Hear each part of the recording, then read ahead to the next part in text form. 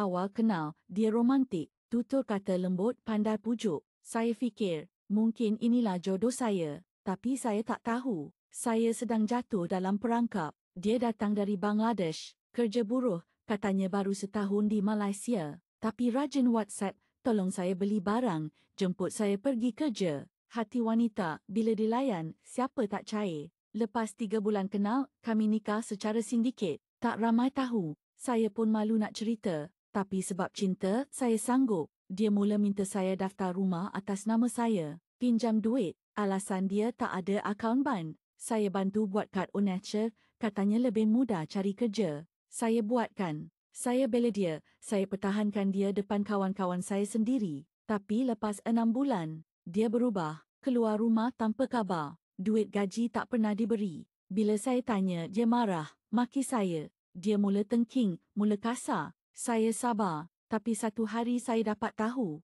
dia dah kahwin dengan perempuan lain. Warga asing juga. Rupa-rupanya selama ni dia cuma nak guna saya, buat batu loncatan hidup dia. Saya kecewa, bukan sebab ditinggalkan, tapi sebab saya gadaikan maruah, gadaikan nama. Rumah saya dah terjual, nama saya dah masuk blacklist bank, hidup saya kosong. Saya kongsi kisah ni, supaya wanita lain tak ulang silap saya. Bukan semua warga asing jahat, tapi tolong siasat sebelum percaya. Jangan gadai diri kerana janji manis. Cinta yang palsu boleh buat kita hilang segalanya.